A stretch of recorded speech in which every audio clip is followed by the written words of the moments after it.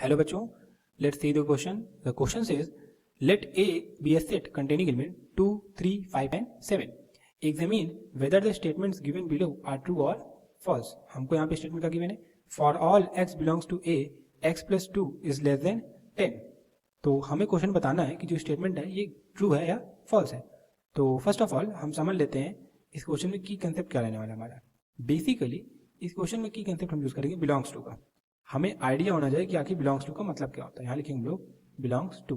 अगर हमसे कोई कहता है कि 0 बिलोंग कर रहा है सेट कंटेनिंग एलिमेंट 1, 2, 3, ये सेट है हमारा जो कि एलिमेंट का कंटेन कर रहा है 0, 1, 2 और 3. तो क्या ये बात सही है? हम कहेंगे हाँ. क्यों? क्योंकि हमारा जो एलिमेंट 0 है वो एज इट इज सेट के अंदर प्रेजेंट है. वहीं अगर हमसे कोई कहता है 4 बिलोंग्स टू दिस सेट, तब ये क्या बात सही है? नहीं, क्योंकि हमारा 4 element as it is set के अंदर प्रेजेंट नहीं है. तो यहाँ लिखेंगे हम लोग फॉल्स. सेम कंसेप्ट क्वेश्चन के अंदर हम अप्लाई करते हैं. तो आप क्वेश्चन से क्या बोला होगी? For all x belongs to a, यानी x की सारी वैल्यूज जो कि a के अंदर बिलोंग कर रही हैं कंडीशन को सेटिस्फाई करेंगी. कौन सी condition? x plus 2 is less than 10. अब बिलोंग कर रही है इसका मतलब एज इट इज वहाँ प्रेजेंट होगी. तो यानी हम कह सकते हैं कि हमारी हम सबसे पहले चेक कर लेते हैं इसके लिए कि क्या x की सारी वैल्यू जो कि a के अंदर है उसके लिए कंडीशन सेटिस्फाई हो रही है. तो यहाँ लिखेंगे हम लोग for x is equal to 2. अगर देखा जाए तो 2 प्लस 2 क्या आ रहा है 4 विच इज लेस देन 10. तो क्या हो जाएगा हमारा? ट्रू हो जाएगा. फिर x इज इक्वल टू 3 के लिए चेक करेंगे तो क्या हो जाएगा 3 प्लस 2 ये हो जाएगा 5, यानी 10 से हमारा छोटा, ये क्या हो जाएगा हमारा? ट्रू हो जाएगा. फिर क्या चेक करेंगे x इज इक्वल टू 5 और x is equal to 7. 5 case में क्या आ जाएगा हमारा 5 प्लस 2, यहाँ 7 प्लस 2.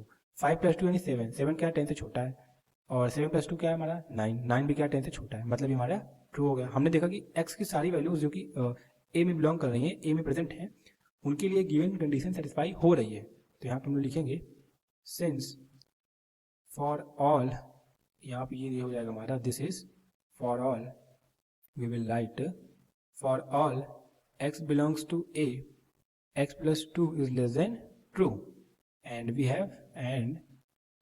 Have verified it. हमने इस बात को वेरीफाई कर लिया है. तो यहाँ बोलेंगे हम लोग therefore given statement is true. Therefore given statement is true. So this is the final answer to this question. I hope you have understood everything very well. Thank you and all the best.